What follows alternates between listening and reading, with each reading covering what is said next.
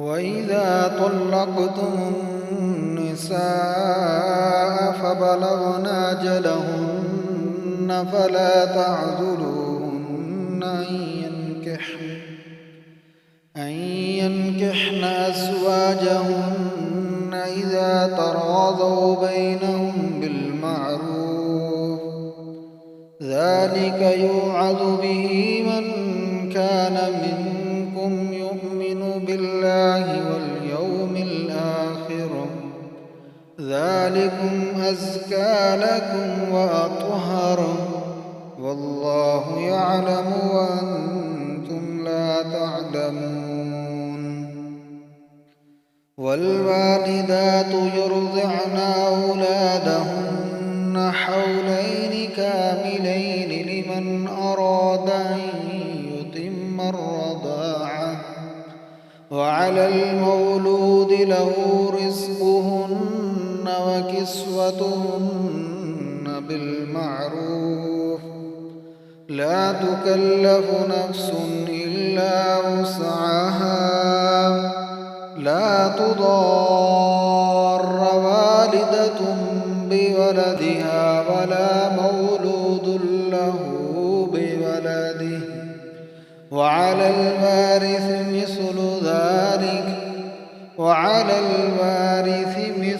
ذلك، فإن أرادا فصالا عن تراض منهما وتشاور فلا جناح عليهما.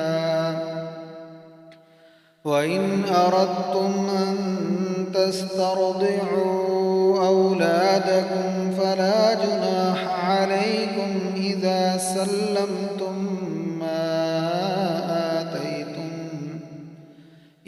سلمتم ما آتيتم بالمعروف، واتقوا الله واعلموا أن الله بما تعملون بصير. والذين يتوفون منكم ويذرون أزواجا يتربصن بأنفسهن 4 أشهر وعشرا، فإذا بلغن أجلهن فلا جناح عليكم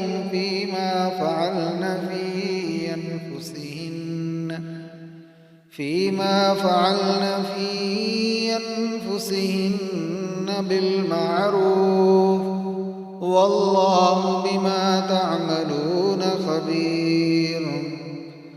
ولا جناح عليكم فيما عرضتم به من خطبة النساء أو أكننتم في أنفسكم، ولا جناح عليكم فيما عرضتم به من خطبة النساء أو أكننتم في أنفسكم، علم الله أنكم ستذكرونهن ولكن لا تواعدوهن سرا إلا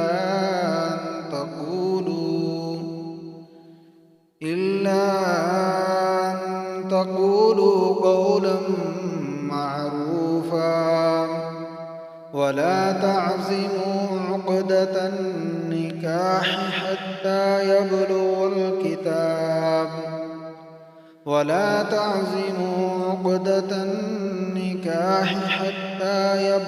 الكتاب أجله، واعلموا أن الله يعلم ما في أنفسكم فاحذروه، واعلموا أن الله غفور حليم.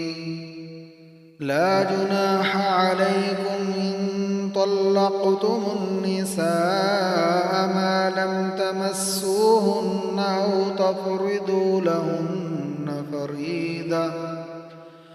تفرضوا لهن فريضة ومتعوهن على الموسع قدره وعلى المقتر قدره متاعا بالمعروف حقا على المحسنين.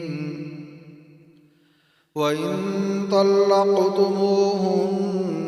من قبل أن تمسوهن وقد فرضتم لهن فريضة فنصف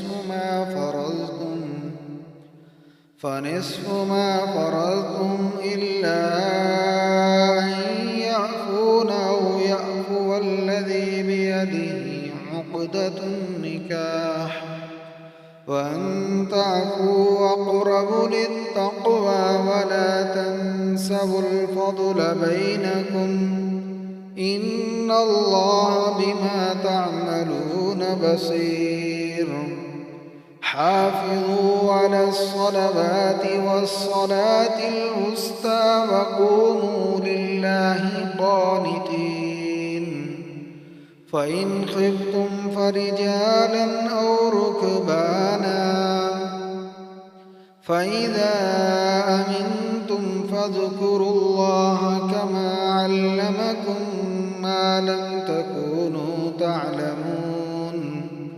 والذين يتوفون منكم ويذرون أزواجا وصية لأزواجهم متاعا حلى الحول غير إخراج فإن خرجن فلا جناح عليكم فيما فعلن في أنفسهن من معروف والله عزيز حكيم. وللمطلقات متاع بالمعروف حقا على المتقين. كذلك يبين الله لكم آياته لعلكم تعقلون.